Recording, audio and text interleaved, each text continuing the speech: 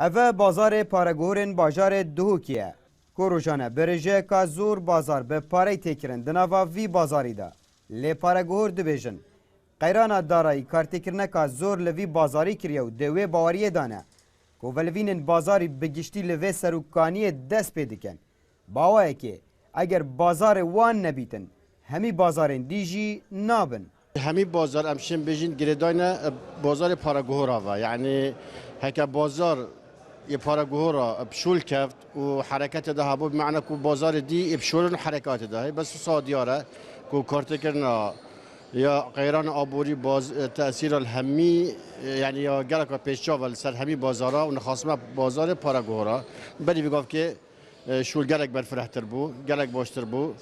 پارا مشتر بول سیکه نکه سیوله که بری نکه یعنی شوله می بوج بو گلک بوج الفيجوفيش که نوبش متى خراب الحمد لله بس بانه کی بری 2013 حساب که تف داد بود بورصه داد هات نوچون نبول بل عالم یعنی تو چو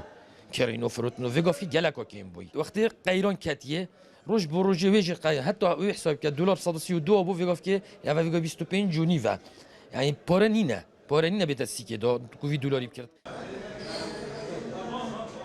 برپرسه لجنا پارگوران جی لدهوک دبیجیتن او رجه پاره یا بریا نها بانکا ناوندی ده اخستد بازاری دا اتنها دا گلک کمترو لوینن بازاری دا کتینه پشتی اف قیران آبوری الکردستانی و الجهانی همیه چه بی بتایبتی وقتی بهای نفتی هاتیا خواره کارتی کرنه که گلک آمازن الهمی آبوری جهانی چه بی بتایبتی البازار می کردستانی چه بی بنک عراقی مرکزی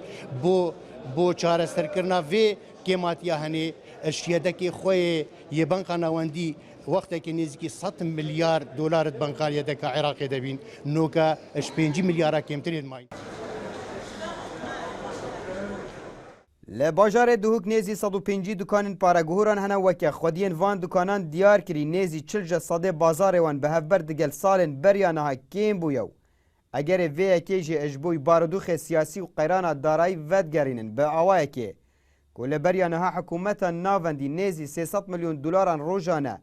پارت اخسته ده بازاری دا لیتنها دا نیزی 100 میلیون دلاران ات اخیته ده بازاری دا وی اکیجی ولوینن بازار وان کیم کرینه عبد الصمد ریکانی NRT دهوک